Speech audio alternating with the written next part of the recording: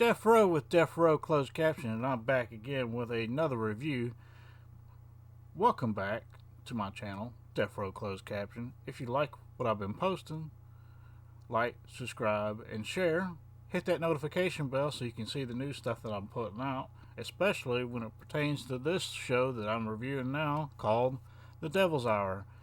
And now we're going to review episode 3 called Tchaikovsky, which is the composer for the guy who was killed. Well, the favorite composer of the guy that was killed in episode 1, the old man that was, I believe his name was Sloan.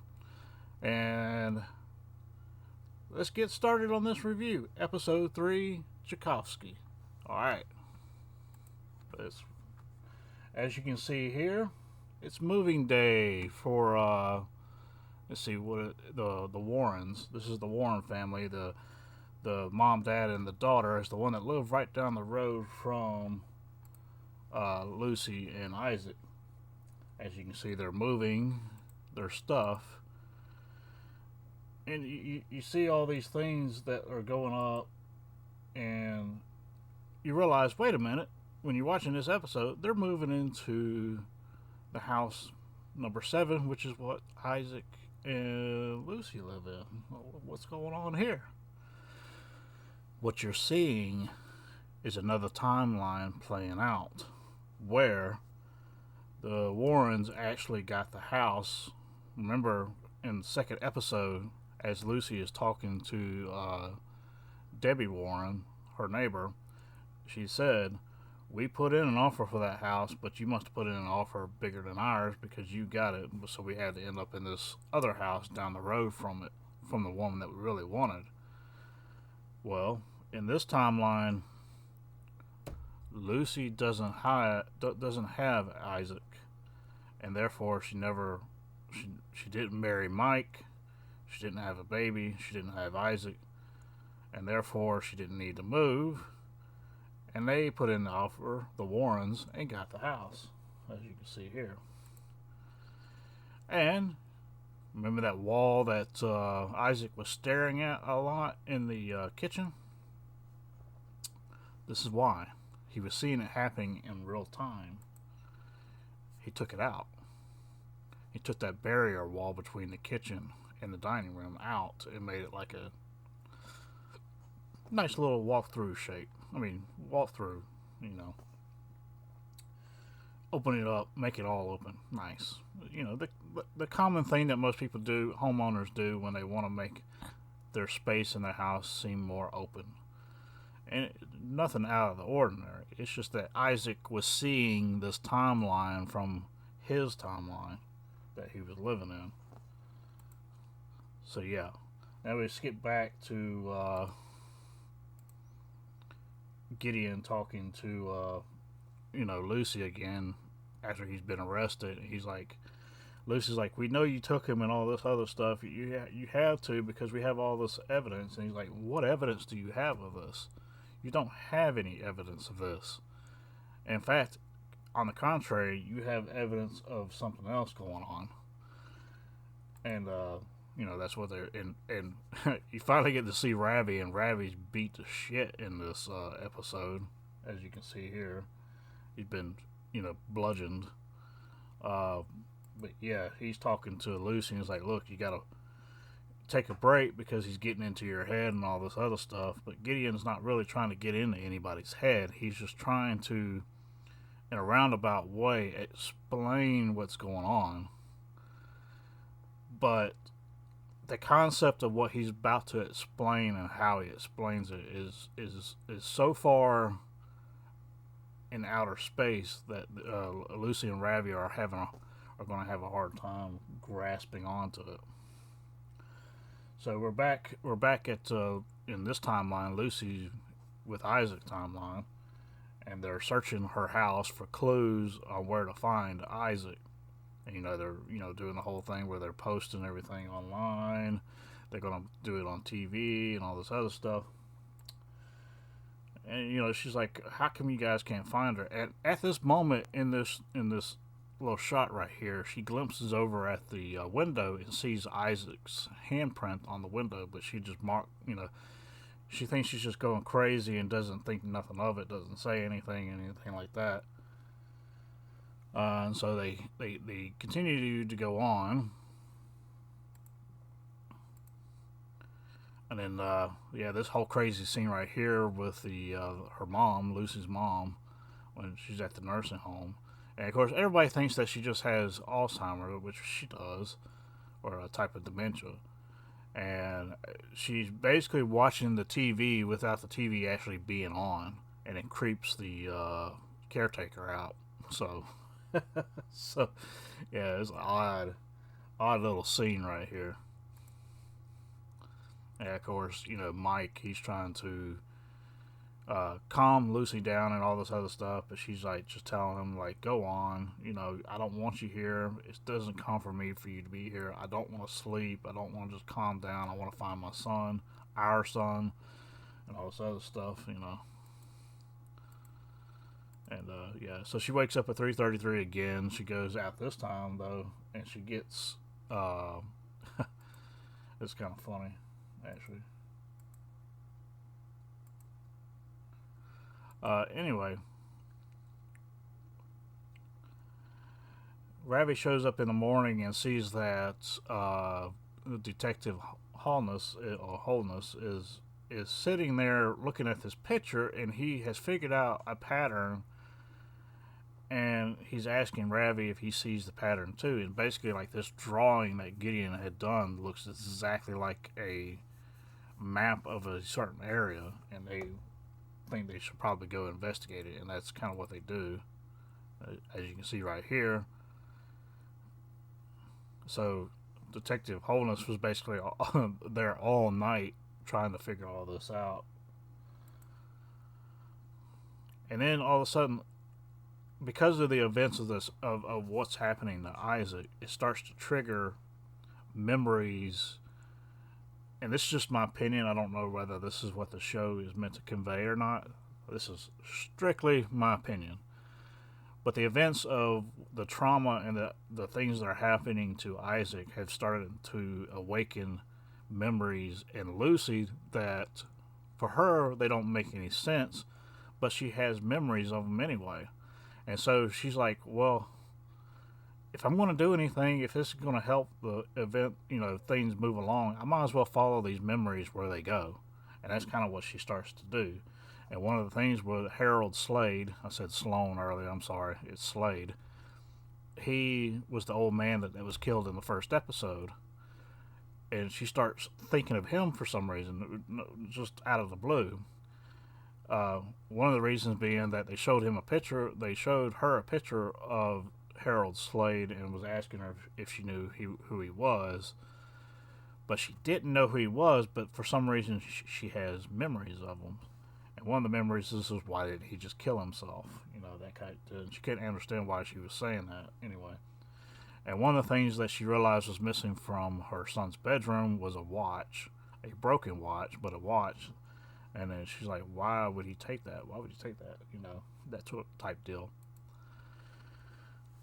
And then that's when Ravi starts putting pieces together.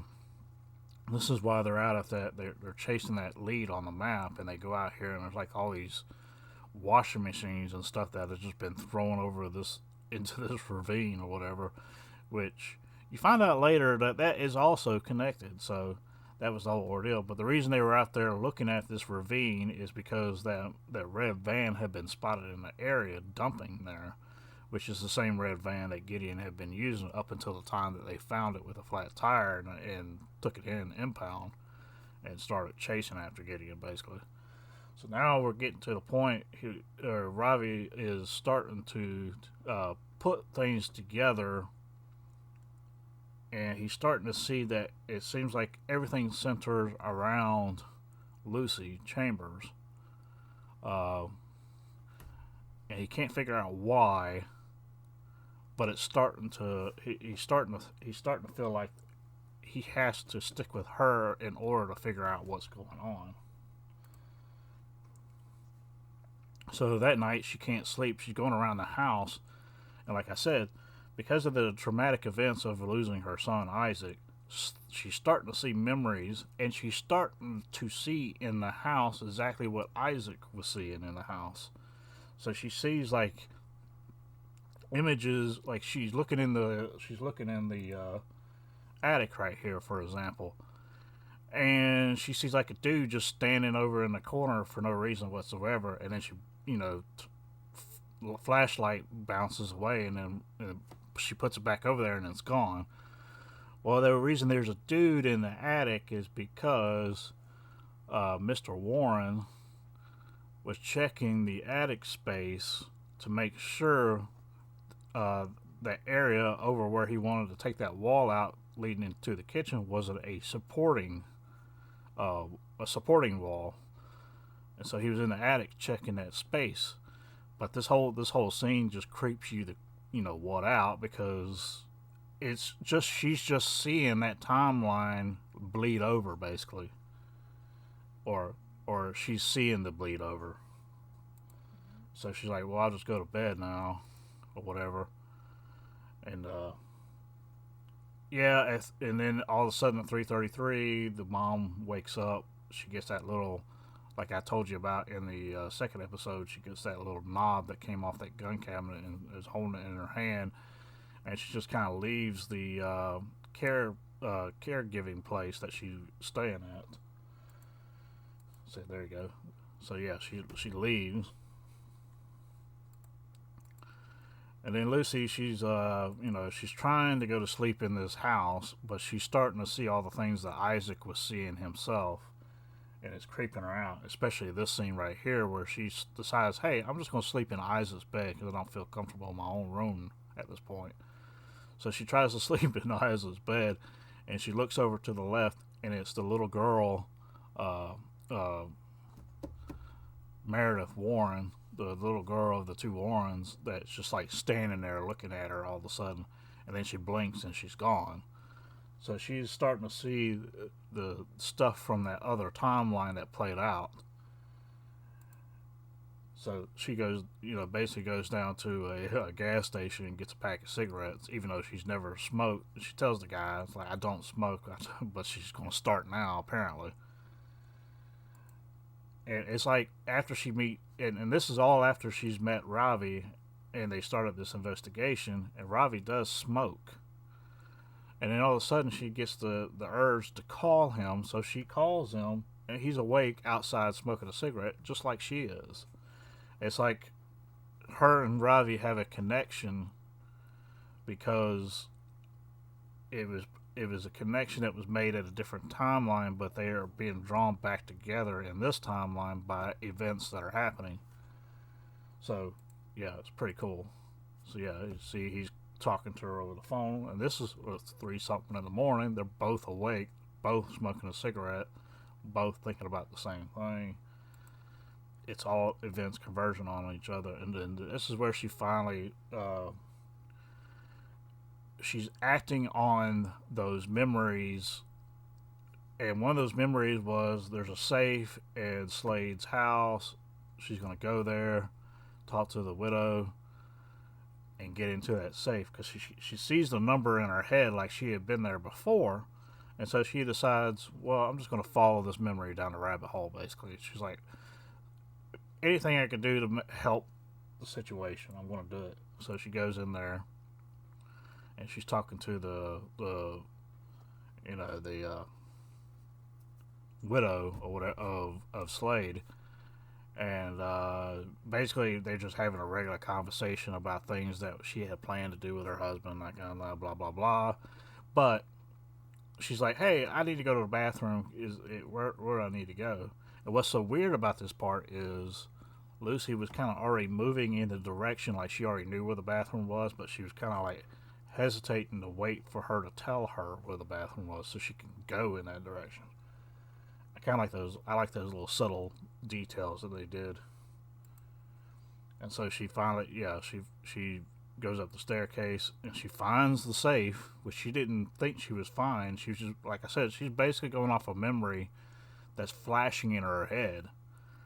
She doesn't know what's going on or why it's happening, but She just knows. And she figures out the number on the safe is 1812, which is part of the, symphony of the guy, what's his name, Tchaikovsky. One of his symphonies, the name or the I can't remember exactly what it was, but it's in relation to that composer, and she figures out that that's the number. So she opens it up and she finds like this house that he bought under a different name altogether. As you can see, what the name is, Peter Lapwing. It's not, Slade like it should be. So she's like, well, why is this in here? But then the flashes of that house pop up in her head as well. Like she has memories of being at that house, going there, doing something. And so she decides she's got to go to that house, and she calls Ravi to tell him that, hey, I'm going to this house. I'm sending you the documents that I found. Don't ask me how I know all this stuff. It's just things are flashing in my head. I need to, follow the lead, basically. And she's starting to see things lapse over each other, like the timelines are shifting back and forth for her, and she's seeing it as it happens. And I'll show you an example of that when it comes up. But she knows, for some reason, she knows exactly where her mom is after she left that night. And so she goes and gets her mom from this, I guess it's like a park. And apparently this is like a place where her mom would go when she felt lost or needed to think or something like that. So she knew exactly where to find her mom when the caretaker called her and said, hey, your mom has just basically left. And then, of course, she's giving her mom a whole speech about how you're not going to be able to stay in that facility if you keep just leaving like that, because that's one of the deals of being in that facility. You can't just like up and leave. Otherwise, we have to put you in a 24/7 care facility, which she knows her mom doesn't want. And her mom talks about how you're going to find your son and all this stuff because you said you were. It was on the telly and all this other stuff. And it's like, Mother, I haven't been on the television. I don't know what you're talking about. And this is when you start to figure out that the mother is able to also see across the different the two timelines that you're seeing here. That's why she was able to see the TV, what was happening on the TV, even though it was on, because she was watching the TV from a different timeline, and everybody just thinks she's crazy. Which she does have an issue with dementia and everything, but she does still have some of her elements about her to know what's going on around her. So they finally, Ravi and the other detective, what's his name now, Holness, they show up at the house and they start looking around. And this is the house that Lucy found the documents for in the safe. This is all based on a memory that she didn't even know she had until the name Slade appeared in front of her, and a picture of him appeared in front of her, and she started getting these flash images. So yeah, Ravi and Holness get there, and they're like, okay, we need to look around. And then Detective Holness immediately spots something that, here it is right here, throws them completely off. And it's basically they have found Isaac's watch. And they really don't understand what's going on here, because like, why is Isaac's watch in a house that basically looks abandoned in the middle of nowhere, that belonged to a person that was just killed, a week ago or whatever? I can't remember exactly timeline wise, like how long, from the actual death of the old guy Slade to this. And so yeah, they find the watch. Lucy gets there finally with her mom, because she decides not to take her mom back to the the place where she lives just yet. She basically just takes her mom with her to the house that she has the papers on that she found in the safe. And here's the part that she sees like flashes of stuff that should be there in another timeline, but it's not there in this timeline. So basically, she's talking to Ravi. She gets into the house, and Ravi's like, look, you got to go outside. You got to go outside. There's too much going on here. We found this watch. It has something to do with your son or whatever. And she's like, well, have you checked over there yet? And Ravi's like, what are you talking about over there? There's nothing over there. And when she's pointing to it the first time, she sees a door. But when she looks back over there, she doesn't see the door anymore. She sees this big rack of shelves with these jugs sitting on it.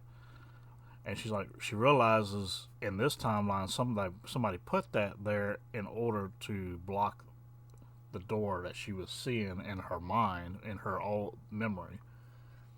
So her and Ravi basically move the, shelves out of the way, and they find this long, dark stairway down into a basement, and that's where they found some, some pedo shit that Slade was into, and they were like, Ravi's like, you got to get out of here. You can't touch any of this stuff. Get Detective holding us back in here.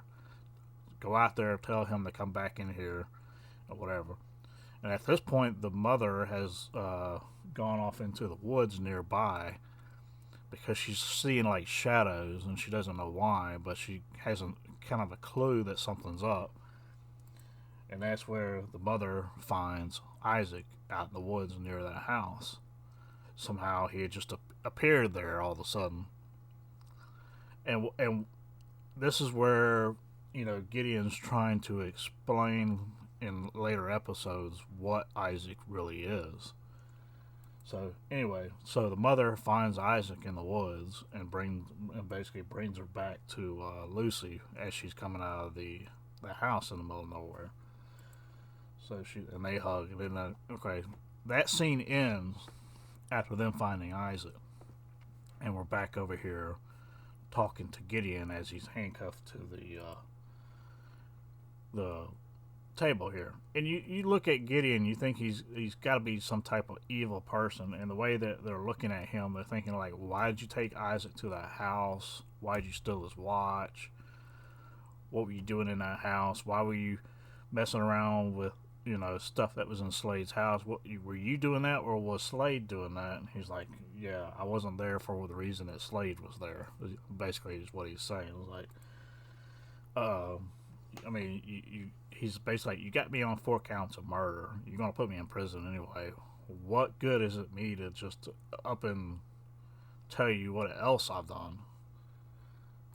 He's like, and Ravi's like, to clear your conscience. And Gideon's like, my conscience is black. You can't sway me one way or another. He goes on to tell Lucy, like, I was there the day Isaac disappeared, but I did not take him. Nobody took him. Isaac left on his own volition, or if you could say, on accident. And he's like, I was there collecting evidence. I had to collect something that belonged to Isaac, which was the watch. That's why he was gone into the house. But it was part of his research. Gideon's trying to research what exactly Isaac is, because Gideon knows everything about Isaac that Lucy does not. And he was searching for that key piece of evidence, that proof that he needed to tie Isaac to what his theory was on Isaac, or is on Isaac. So and then for the first time you hear Gideon's last name, and it's Shepherd. They call him Mr. Shepherd. So Gideon Shepherd, and Ravi's like, if you didn't take Isaac, who did? And that's when you cut over. And that's when Gideon tells them nobody took Isaac. Isaac disappeared on his own. And Lucy and Ravi are just like, you're bullshitting us. Somebody had to take him, or whatever. And then they would cut over to the Warrens. We're back, we're at this timeline with the Warrens. At the very beginning of this episode, you saw that the Warrens were moving into house number 7, which is where Lucy and Isaac are in. But in this timeline, the Warrens moved into house number 7, not Lucy and Isaac. So this is the timeline you're looking at right now. And as you can see, he's taking the wall down, he's taking a break or whatever, and all of a sudden, this little girl screams upstairs, and they trying to figure out what's going on. And the little girl's like, "Hey, there's a boy over here by this window. He's not supposed to be here." And then that's, basically that's where Isaac went. Isaac didn't move physically. He didn't move from the house that he was in, which is what Gideon's going to try to explain. Is Isaac was it's almost like Isaac had concentrated so much on what he was seeing in the house on this different timeline that he moved over into that timeline. Not willingly, he accidentally did it.